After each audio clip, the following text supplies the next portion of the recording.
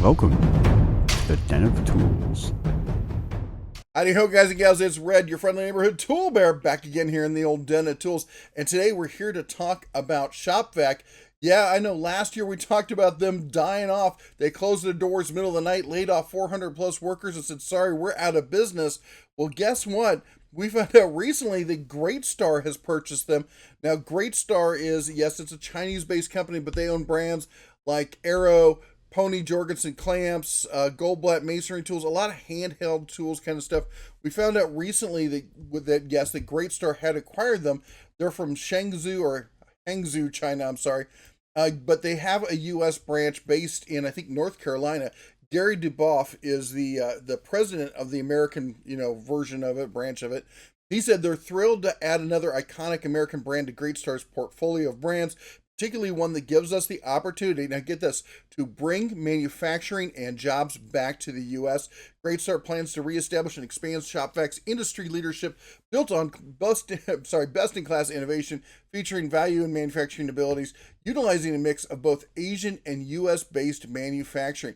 Yes, they are planning to reopen the Williamsport, Pennsylvania factory. They will prioritize restoring Shop-Vac's distribution in the U.S., including big box retailers, major home centers, and hardware stores.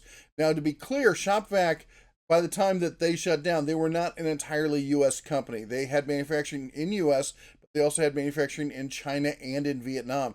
They had employed 437 people at their headquarters and factory there in Pennsylvania. We don't have any indication as to when it's all going to ramp out, how many of those jobs are going to come back, and when exactly they're going to hire them. But I think at the end of the day, we can all say that this is better than what we were seeing before. So this should be a good thing. Now, if we go to Shop-Vac's website, we can see it's back up and running. We got products and stuff. Some of it does not look very Shop-Vac-y. We look at this, these are, I think there's some infill from some of the other stuff that Great Star might have that they're putting in there because they got to ramp up manufacturing again.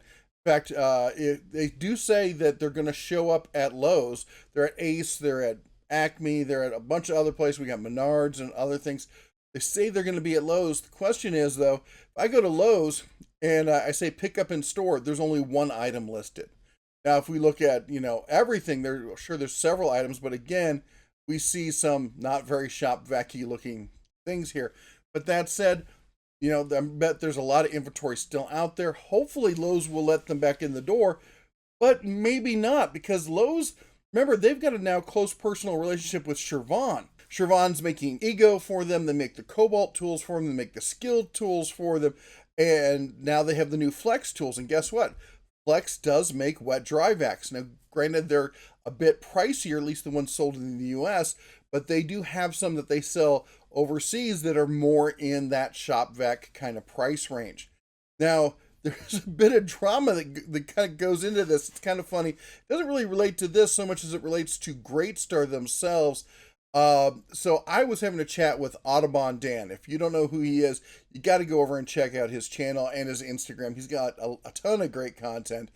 He's a Bavarian, German, European automotive tech over in California. I know, we all feel for him. Anyway, he'd given me some great advice about buying a car, and actually that's where the conversation started. He was chastising me for being an idiot and doing exactly the opposite of what he told me to when it came to buying a car.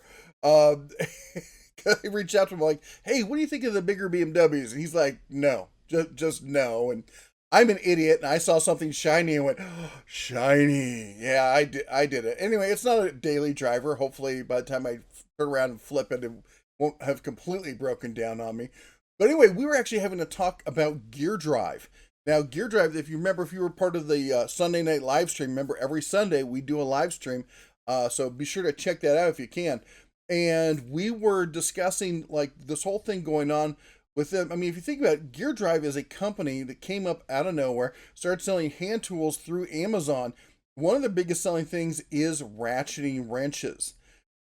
Now, think about this. You're selling ratcheting wrenches called GearDrive.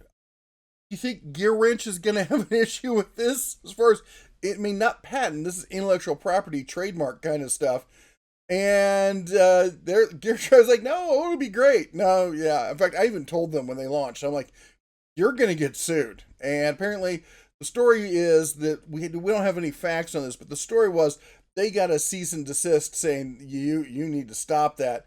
And if we go through and we start looking, some of their tools are in stock, but unavailable, unavailable, unavailable. A lot of it's unavailable. And it seems they're transitioning over to the same tools to a brand called Duratech. And the guess is because of that. In fact, if you go to GearDrive's website, which has, as of yesterday, was still up, and as of today, not so much. Now, luckily, we have the old web archive, so we can go back and check in on that. And I was talking as I was talking to Dan, we were sitting there chatting. I look up their street address, and their street address comes over here to North Carolina. That ring a bell to anybody? Right here behind the old North Cross Shopping Center here.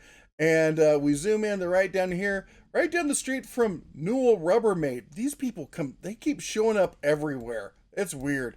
Anyway, we dropped our little guy here down on the street view. It's Great Star. So, yeah, there was some controversy. They were trying to say that Duratech wasn't Great Star and it wasn't really. No, it's all related. I think they just basically stepped in it, didn't really think about the whole branding kind of thing. Somebody in their branding department is getting fired over that, I'm sure. Anyway, I know it's not a huge drama or something like that, but it's just kind of funny the way the whole the circle comes around. That's actually how we found out this news. Is he and I were sitting there chatting, and he sends me a link and says, "Hey, look at this! They bought Shop-Vac." Because we were doing research on Great Star trying to find out the whole deal with the gear wrench thing. Anyway, that's all the bear has for you today. Just some fun facts, some interesting news, and good news about jobs coming back to the U.S. If you got any other comments or any information on the whole GearDrive, Duratech, gear wrench thing, I'd love to hear it. Put it down in the comments down below. While you're down there, don't forget to chomp the old like button, smash the subscribe, and ring the bell on your way out. Anyway, you all take care. God bless. And as always, shine on.